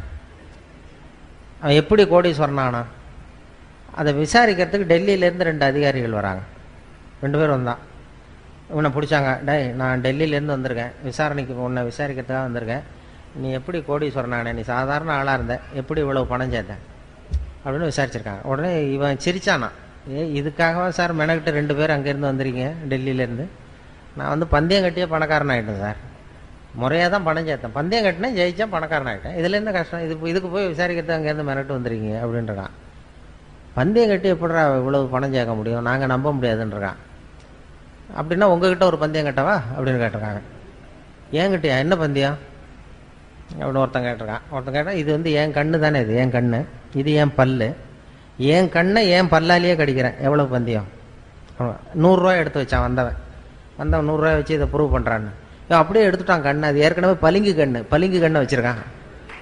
பளிங்கு கண்ணை எடுத்து வாயில் வச்சு கடிச்சுட்டான். வந்தவன் 100 ரூபாய் விட்டுட்டு நிற்கிறான். ஆஹா இது ஏமாந்துட்டோம் அப்படின்ட்டு, இப்படி தான் சார் நான் பணம் சேர்த்தேன், இதை போய் உங்கள் டெல்லியில் சொல்லுங்கள் சார், இதுக்கு போய் மெனக்கிட்ட விசாரிக்க வந்துட்டீங்கன்ட்டான். இது கூட இருந்தவனுக்கு கோவம் வந்துட்டு, என்னடா இவன்ட்ட வந்து இப்படி ஏமாந்து போயிட்டோம் அப்படின்னு சொல்லி, நீ விளையாட உனக்கு விசாரிக்க தெரியல அவனை அப்படின்னு போய்ட்டு 2வது ஆள் வந்தான். டே ஒழுங்காக சொல்லு, நீ எப்படி பணம் சேர்த்த, மரியாதையாக சொல்லு அப்படின்றான். சார் அவரை விட நீங்கள் கொஞ்சம் புத்திசாலியாக தெரியுது, நான் பந்தயம் கட்டி தான் சார் பணம் சேர்த்தேன், நீங்களாவது நம்புங்க சார். நான் நம்ப முடியாது அப்படின்னு. அப்போ உங்ககிட்ட இன்னொரு பந்தயம் கட்டவான்றான். அதெல்லாம் முடியாதான் ஏமாத்திவிட்டியா அப்படி அவனை அப்படின்னா, இல்லை சார் அவர் ஏமாந்தது இது பளிங்கு கண்ணு அதனால் ஏமாந்துட்டார், உங்ககிட்ட பணம் கட்டுறது நெஜங்கண்ணுலேயே கட்டுறேன், இது வந்து நெஜங்கண்ணு பளிங்கு கண்ணு கிடையாது, இந்த கண்ணை பல்லால் கடிக்க முடியுன்றான். அவன் ஒரு 100 ரூபா எடுத்து வச்சானா, வச்சது அப்படியே பல் செட்டை கட்டினான் தனியாக, கேட்டு கடிச்சுட்டான். அவனும் 100 ரூபா விட்டான், எடுத்து வச்சுக்கிட்டு இப்படி தான் சார் நான் பணம் சேர்த்தேன், இதுக்காக டெல்லியிலேருந்து மெனக்கிட்டு வந்துருக்கேன், போய் சொல்லுங்கள் சார் அப்படின்னு தான். அவன் கிடுகிடுன்னு டே வந்துடுறான், இனிமேல் அவன்கிட்ட பேச்சு கொடுக்காத, மேற்கொண்டு பேசினா மறுபடியும் ஒரு பந்தயம் கட்டுவான், திரும்பி நம்ம டெல்லிக்கு போகிறதுக்கு பணம் சரியாக இருக்கா பாரு அப்படின்னா, ரயில் டிக்கெட்டுக்கு சரியாக இருக்கடான்றான். அப்போ மேற்கொண்டு அவன்கிட்ட பேசாத, இப்படியே ஓடி போடுவோம், போய் நம்ம அதிகாரிகிட்ட சொல்லிடுவோம் அப்படின்ட்டு, ரொம்ப தேங்க்ஸ் சார் அப்படின்னா, இருங்க சார் இருந்து சாப்பிட்டு போகலாங்கிறான். அதெல்லாம் ஒன்றும் வேண்டாப்பா, நீ இப்போ சாப்பிட்ற அப்புறம் பந்தயம் கட்டுவா அவ்வளோ வேண்டான்னு சொல்லி ஒரே வேகம் ஓடி போய் இப்போ ரயில் ஏறி டெல்லிக்கு போயிட்டானுவோம். டெல்லிக்கு போய் அந்த ஜூனியர் அதிகாரிகள் 2 பேரும், இந்தியாவுக்கே தலைமை அதிகாரி அவர்கிட்ட போய் சொல்லிட்டான், சார் தமிழ்நாட்டுக்கு போனேன், அந்த ஆளை பார்த்தேன் விசாரித்தேன், ஒன்றும் சரியாக வரல சார், பந்தயம் கட்டியே பணம் சேர்த்தேன்னு சாதிக்கிறான், எங்ககிட்ட ஒரு 200 ரூபாய் வாங்கிட்டு விட்டான் சார் அப்படின்னா தான் அவருக்கு கோவம் வந்துட்டுது. நீ போய் அவனுக்கு 200 ரூபா கொடுக்கறதுக்காக இங்கேருந்து போனீங்க, உங்களுக்கு அனுபவமே 10ல் ஒருத்தரை எப்படி விசாரிக்கிறதுன்னு, எத்தனை பேர் இருக்கீங்க நம்ம இந்தியா பூரா விசாரிக்கிறதுக்கு, அவங்களெல்லாம் ஒரு ஹாலில் கொண்டாந்து உட்கார வை, நான் வந்து கிளாஸ் எடுக்கணும், உங்களுக்கு எப்படி விசாரிக்கிறதுனே உங்களுக்கு தெரியல அப்படின்ட்டுருக்கார் பெரியவர், அவர் இந்தியாவுக்கே தலைமை அதிகாரி, எனக்கு அனுபவம் ஜாஸ்தி அப்படின்னு. சரி இன்னும் 30 பேர் இருக்கோம் சார் அப்படின்னா 30 பேரை ஒரு ஹாலில் உட்கார வச்சு அந்த பெரியவர் வந்து உட்காந்துருக்காரு. ஒரு ஆள் தமிழ்நாட்டுக்கு போய் அந்த ஆளையும் கூப்பிட்டுட்டு வாங்க, வர்ற வரைக்கும் அவன்கிட்ட பேச்சு கொடுக்காதீங்க, யாரும் பந்தயம் கட்டுவான், பேசாமல் கொண்டு வா அப்படின்னு வந்து ஒரு ஆள் பிடிச்சி எடுத்துகிட்டு போட்டான். அவனை மேடையில் அவர் நிற்கிறார் பெரியவர், பக்கத்தில் அவன் நிற்கிறான், எதிரில் அந்த ஜூனியர் அதிகாரிகள் 30 பேர், அவங்களுக்கு முன்னாடி இவர் விசாரிக்கிறார், ஏன்பா எப்படி பணம் சேர்த்த, என்கிட்ட சொல்லு, நான் இந்தியாவுக்கே தலைமை அதிகாரி, எனக்கு வந்து அதிகாரங்கள் ஜாஸ்தி, எனக்கு அனுபவமும் ஜாஸ்தி, என்கிட்ட உண்மையை சொன்னீங்கன்னா உன்னை வந்து அப்ரூவர் ஆக்கிடுவேன், தண்டனையே இல்லாமல் பண்ணிடுவேன், இல்லை தண்டனையை குறைச்சி கூட கொடுக்கலாம், அதனால் எனக்கு அதிகாரம் இருக்குது, என்கிட்ட உண்மையை சொல்லு, நீ எப்படி பணம் சேர்த்த அப்படின்னு கேட்டார். அப்போ அவன் சொன்னானா, சார் நீங்கள் எல்லாத்துக்கும் எல்லாரை விட அனுபவம் ஜாஸ்தியாக இருக்குது, அதனால் நீங்களாவது நம்புங்க சார், நான் பந்தயம் கட்டி தான் பணம் சேர்த்தேங்கிறாங்க. நம்ப முடியாதான்ட்டு இருக்காரு. அப்போ உங்ககிட்ட ஒரு பந்தயம் கட்டவா அப்படின்றான். அங்கே தலைமை அதிகாரி, என்னடா என்னட்ட அதெல்லாம் வேண்டாம்டா, எங்கள் ஆளை ஏமாற்றிப்பிட்டியா அப்படின்ட்டுருக்காரு. வேண்டாம் சார், உங்கள் ஆளை ஏமாத்தினது வேற, அது வந்து என் உடம்பை பற்றின ரகசியம், என் கண்ணு பளிங்கு கண்ணுங்கிறது அவருக்கு தெரியாது, ஏமாந்துட்டார். என் பல்லு வந்து பல் செட்டு கட்டியிருக்கேங்கிறது அவருக்கு தெரியாது, அதனால் ஏமாந்தார். இப்போ நான் உங்ககிட்ட பந்தயம் கட்டுறது உங்கள் உடம்பை பற்றின ரகசியம், என் உடம்பை பற்றி வேண்டாம் அப்படின்னா. என் உடம்புல என்னடா ரகசியம்னு இருக்கார் அவர். ஒன்றும் இல்லை சார், இப்போ முதுகில், உங்கள் முதுகில் இடுப்புக்கிட்ட 1 ரூபா அகலத்துக்கு கருப்பாக ஒரு மச்சம் இருக்குது, உண்டா இல்லையா அப்படின்றான். இல்லைன்னு தெரியும் அவருக்கு. இல்லைடா அப்படின்ட்டுருக்காரு. நேற்று வரைக்கும் இல்லை சார், இந்த வினாடி இருக்குது, இந்த நிமிஷம் இருக்குது, மச்சம் இருக்குது அப்படின்னா. இதை நீ நிரூபித்து காட்டுறான்னு 100 ரூபா எடுத்து வச்சார் இந்த பெரிய. இவனும் 100 ரூபா வச்சான். சட்டையை கட்டி காட்டினார், மச்சம் இல்லை. ஏமாந்துட்டான், இவன் ஏமாந்து போயிட்டான். உடனே அந்த பெரியவர் 200 ரூபா எடுத்து வச்சுக்கிட்டு, தோழர்களே இப்படி தான் விசாரிக்கணும், என்ன இருந்தாலும் எனக்கு அனுபவம் ஜாஸ்தி, இப்போ என்கிட்ட தோற்று போட்டான் பாருங்க இவன் அப்படின்னு சொல்லிட்டு இருக்காரு. அப்போ இவன் சொன்னானா, சார் நிஜமாகவே இந்த பந்தயத்தில் நீங்கள் ஜெயிச்சுட்டீங்க, இந்த பந்தயத்தில் உங்களுக்கு வந்து 200 ரூபா லாபம் ஒத்துக்கிறேன், ஆனால் இதே பந்தயத்தில் எனக்கு 2900 ரூபா லாபம்ன்றான். என்னடா பண்ண அப்படின்ட்டுருக்காரு. உங்களுக்கு தெரியாமல் இந்த 30 பேர்கிட்டையும் தனித்தனியாக ஒரு பந்தயம் கட்டியிருக்கேன். என்ன பந்தயம்டா கட்டினேன்னு கேட்டிருக்காரு. அது ஒன்றும் இல்லை சார், உங்கள் எல்லாரும் முன்னாடியும் உங்கள் மேலதிகாரியை சட்டையை கேட்ட வைக்கிறேன் அதுக்கு பண்ண. அவன் விட்டான், வந்துட்டேன் சார் அப்படின்னு தான் அவர் அசந்து போயிட்டார். உடனே சாரை கொண்டு போய் பக்கத்தில் ஒரு ரூமில் உட்கார வைங்க, இனிமேல் அவர்கிட்ட யாரும் பேசாதீங்க அப்படின்னு சொல்லிவிட்டு, அப்புறம் வந்து தோழர்களே இனிமேல் யாரும் தமிழ்நாட்டு பக்கம் விசாரிக்க போகாதீங்க, நீங்கள் போகிறதுனா மத்திய பிரதேசம், உத்தரப்பிரதேசம், இப்படி ஏதாவது ஒரு பிரதேசத்துக்கு போங்க, தமிழ்நாட்டுக்கு போய் விசாரிக்க போனால் விசாரிக்க போனவனும் பணத்தை கொடுத்துட்டு வர வேண்டியிருக்கு அப்படின்னு சொன்னார்னு சொல்லி சொன்னோம். இது பத்திரிகையில் வந்த சில முக்கியமான செய்திகளை வச்சுக்கிட்டு வேடிக்கையை கலந்து ரேடியோவில் சொன்ன ஒரு செய்தி. ரொம்ப சீரியஸாக அமலாக்க பிரிவுலாம் வந்து போய்கிட்டு இருந்த நேரத்தில் கடுமையான விஷயத்தை அந்த நகைச்சுவையை கலந்து வேடிக்கையாக சொல்லும் பொழுது அது ரொம்ப சுலபமாக ரீச் ஆகிட்டுது. அதை யாரும் அப்படியே செய்தி அப்படியே ஒளிபரப்புறதுக்கு தடையாக இருக்கும். அது பெரிய சிக்கல்லாம், சட்ட சிக்கல்லாம் வரும். இந்த நகைச்சுவையை கலந்து கதையாக சொன்னதும் இதில் யாரும் சட்ட பிரச்சனையை உண்டு பண்ண முடியல. அதுதான் அந்த சிரிப்புக்கு நகைச்சுவைக்கு உள்ள மரியாதை. அது எவ்வளோ பெரிய கடுமையான விஷயமா இருந்தாலும் இப்படி வேடிக்கையாக கலந்து லேசாக சொல்லிவிடலாம். அப்படி ஒரு வேல்யூ உண்டு அதுக்கு. அதனால தான் அது மாதிரி அந்த நகைச்சுவை உணர்வை வளர்க்கணுங்கிறது தான் நகைச்சுவை மன்றத்தினுடைய நோக்கங்கிறது. அதனால் இப்போ இது எப்படி முடிக்கிறதுன்னு பார்த்தேன். அதுக்கு இன்னும் அறிகுறி இது வரைக்கும் தெரியலையே அப்படின்னு பார்த்தேன். இப்போ தான் 2-3 பேர் கொட்டாய் விட ஆரம்பிச்சிருக்கீங்க.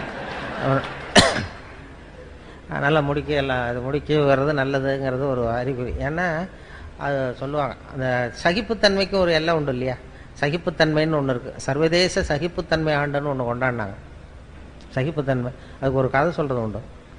ஒரு டாக்டர் இது மாதிரி இருந்தால், டாக்டருக்கு ரூமுக்கு வெளியில் வரிசையாக பெஞ்சு போட்டிருந்தான். 40 பேர் உட்காந்துருக்கான் டாக்டரை பார்க்கறதுக்கு. 40 பேர் சட்டையை கட்டி சுருட்டி வச்சுருக்கான் பக்கத்தில், மேல் சட்டையை. 40 பேர் வாயிலே 40 தெர்மாமீட்டர் இருக்குது.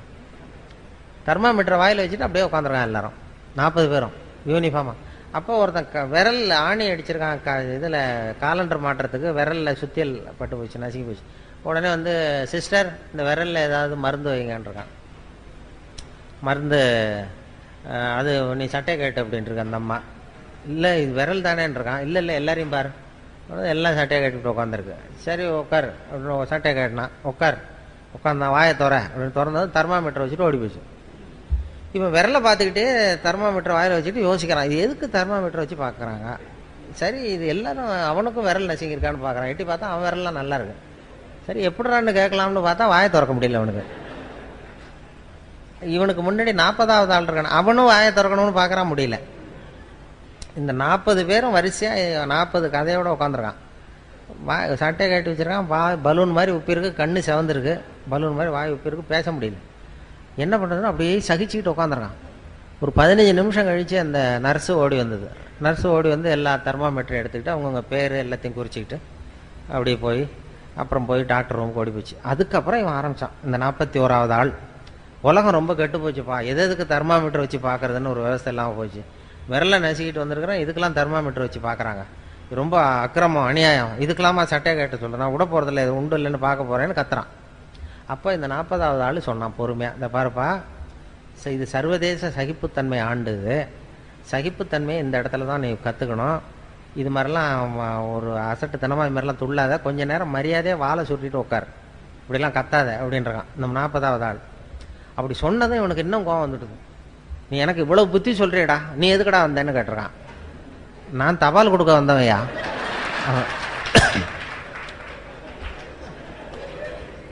சரி, இப்படி வருவேன், சட்டையை கேட்ட சொல்லுவாங்க, சட்டையை கேட்டுவேன், தெர்மாமீட்டர் வச்சு பார்ப்பாங்க. அதுக்கப்புறம் நான் பாட்டுக்கு டெம்பரேச்சர் குறித்ததும் மறுபடியும் சட்டையை போட்டுக்கிட்டு நான் பாட்டுக்கு தவாலை கொடுத்துட்டு நான் பாட்டுக்கு போகிறேன். இப்போ என்ன கெட்டு போச்சு இதில்? அதனால் எல்லோரும் நல்லா சகிப்புத்தன்மையை வளர்த்துங்கப்பா அப்படின்னு சொன்னாராம். அது மாதிரி சகிப்புத்தன்மையை வளர்த்துக்கிறதுக்கும் இது மாதிரி கூட்டங்களில் நீங்கள் பயன்படுத்தணும். அது மாதிரி ஒரு நல்ல ஒரு எவ்வளோ நேரம் பேசினாலும் இப்படி பொறுமையாக உட்காந்துருக்கிறதுங்கிறதே ஒரு பெரிய சகிப்புத்தன்மை தானே. அதனால் அது ஒரு பெரிய விஷயம். ஏன்னா பேசுறது பேச்சுங்கிறது பெருசு தான், ஆனால் மௌனம் அதை விட பெருசும்பாங்க. பேசுறது இந்த பேச்சாளர்களுக்கு அது ஒரு பெரிய இது வந்துடும். அப்படி வந்த ஏன்னா சில பேர் ஆரம்பிக்கும் போது தெரியும், முடிக்க நேரம் போகிறது பேசுகிறவங்களுக்கு தெரியாது, உட்காந்துருக்கிறவங்களுக்கு தான் தெரியும். உங்கள் முகத்துலேருந்து தான் கண்டுபிடிக்கணும். அதை கண்டுபிடிச்சி அப்படி பண்ணுறது வழக்கம். ஏன்னா சுருக்கமாக இப்போ எதையும் பேசுகிறவங்க எழுதுகிறவங்க தேவைக்கு அதிகமாக வளர்த்தாதீங்க அப்படின்னு பேராசிரியர் கல்கி சொல்லுவார். அதாவது ரேடியோ ஸ்டேஷன் ஆரம்பித்த காலத்தில் அவர் வந்து பேசியிருக்கார், கல்கி வந்து பேசியிருக்கார் ரேடியோவில். அது இன்னும் பதிவு பண்ணி வச்சுருக்காங்க சென்னையில். அதில் அவர் சொல்கிறார், தேவைக்கு அதிகமாக எதையும் வளர்த்தாதீங்க எழுதுகிறவங்க பேசுகிறவங்க அப்படிங்கிறதுக்கு ஒரு உதாரணம் ஒன்று சொல்கிறார். என்ன உதாரணம் கல்கி சொல்கிறாருன்னா, ஒரு நாள் காஞ்சிபுரம் உபய வேதாந்த தேசிக சுவாமிகள் தன் வீட்டு வேலைக்காரன் குப்பனை கூப்பிட்டு, அடை குப்பா, நீ உடனே ஸ்ரீபெரும்புதூர் ஓடிப்போய் திருவேங்கடாச்சாரியை சந்தித்து திருக்குடந்தையிலே இருந்து இங்கே வந்திருக்கிற திருநாராயண ஐயங்கார் சுவாமிகள் திருக்கோவில் ஆராதனைக்கு திருத்துழாய் எடுத்து திரும்புகையில் திருக்குளத்தில் திருப்பாசி வழுக்கவே திருவடி தவறி விழுந்தார் என்று சொல்லிவிட்டு வா அப்படின்னு எழுதினாராம். சொல்லிவிட்டு என்ன சொல்லிடுவியா அப்படின்னா, சொல்லிடுறேன் சாமின்னு இருக்கான் குப்பை. என்ன சொல்லுவ அவர்கிட்ட, என்கிட்ட ஒரு தடவை சொல்லி காட்டு அப்படின்னாரு. என்ன சார், கும்மோன் தாசாமி குட்டையில் விழுந்தான்னு சொல்லணும், அவ்வளோதானே. அப்போ கல்கி சொல்றார், அந்த சிறுகதையின் இலக்கணம் குப்பனுக்கு புரிந்திருக்கிறது, உபய வேதாந்த தேசிக சுவாமிகளுக்கு புரியவில்லை அப்படின்னா. அதனால் அந்த இலக்கணம் வந்து பேசுகிறவங்களுக்கும் தெரியணும், எழுதுகிறவங்களுக்கும் தெரியணுமா. தேவைக்கு அதிகமாக வளர்த்தாதீங்கோ அப்படிங்கிறது அவர் சொல்லியிருக்கிற அறிவுரை. இல்லைன்னா உங்களுக்கு தான் கோபம் வரும் எல்லாம் பண்ணுறது. ஏன்னா நான் ஒரு அடையாளம் வச்சுருக்கேன், எங்கெங்கே எப்படி எப்போ முடிச்சுக்கிறதுங்கிறத. என்னை வந்து சென்னையில் இந்த எல்கேஜி யூகேஜி பிள்ளைங்கள்ட்ட கூப்பிட்டு போய் பேச விடுவாங்க. யூகேஜி எல்கேஜி பிள்ளைங்க அங்கே போய் காக்கா கதை நரி கதை ஏதாவது சொல்லிகிட்டு இருப்பேன். அப்போ அவங்க பொறுமை இழக்கிறது எப்போன்னு எப்படி கண்டுபிடிப்பேன்னா, அடையாளம் அந்த வரிசையில் இருக்கிறவன் தரையை கீறுவான் லேசா அப்படி, இல்லைன்னா பக்கத்தில் இருக்கிறவன ஒரு குத்து குத்துவான், ஒரு பென்சிலால் குத்துவான். அதாவது அவன் பொறுமை இழக்கிறான்னு அர்த்தம். அதாவது போதும் நிறுத்திக்கோன்னு நமக்கு சிக்னல் இது.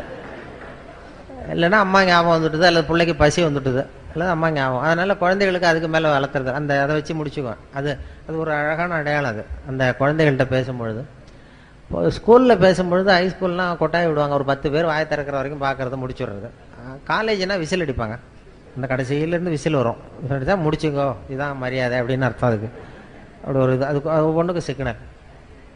எதுக்கு சொல்ல வர்றேன்னா, எனக்கு ரொம்ப பிடிச்சது சென்னையில் இந்த பென்ஷனர் அசோசியேஷன் ஒன்று இருக்குது அண்ணா நகரில். அதில் எல்லாம் 80 வயசை தாண்டினவங்க, எல்லாம் பழைய காலத்து ஜட்ஜு, நீதிபதிகள், பழைய காலத்து போலீஸ் அதிகாரிகள், பழைய காலத்து கலெக்டர்கள், இவங்கெல்லாம் இருக்காங்க. அதில் எல்லாம் 80-90 வயசு, ஒரு காலத்தில் பெரிய உத்தியோகத்தில் இருந்தவங்க.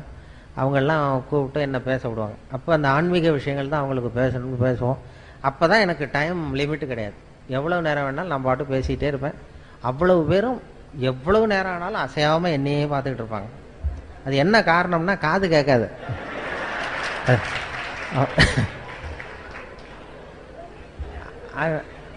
நான் ஏதோ அவங்க ரொம்ப பிரியமாக கேட்குறாங்க போல் இருக்குன்னு பேசிகிட்டு இருக்கிறது. பேசி முடிச்சுட்டு இறங்கி போய் அந்த ஒரு பழைய கலெக்டருக்கு பக்கத்தில் உட்காருவேன்.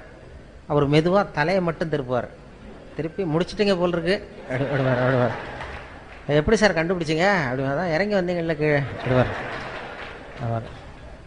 அப்புறம் நானே அவங்கள கேட்டேன், ஏன் சார் உங்களுக்கு தான் புரியல, அப்புறம் எதுக்கு என்னை திருப்பி கூப்பிட்றீங்க அவ்வளோ இல்லை, கொஞ்சம் கொஞ்சமாக புரிஞ்சுக்கலாம் இல்லையா. அப்படி தான் ஒரு துறையும் என்ன கூப்பிட்றது அப்படி தான் போல இருக்கு. ஏதோ 4 தடவை 5 தடவை அவர் பாட்டு கூப்பிட்டு இந்த ஏதாவது பட்டத்தை கொடுத்து எதையாவது கொடுத்து இதான் உனக்கு இந்த தடவை அப்படின்னு சொல்லி அனுப்பிச்சிடுறாரு. அப்படி பண்ணுறது ஏன்னா இது மாதிரி பேசிகிட்டு இருக்கிறப்பயே ஒரு கூட்டத்தில் வரிசையில் இருந்தவர் என்னத்தையோ சிப் பேக் எடுத்து என்னத்தையோ எடுத்தால் ரிவால்வர். பேசுகிறவர் அப்படியே நிறுத்திவிட்டார். ஏன் சார் போதும்னா நிறுத்திட்டு போகிறேன், இதுக்கே துப்பாக்கிலாம் காட்டி பயமுறுத்துறீங்கன்னு இருக்கார்.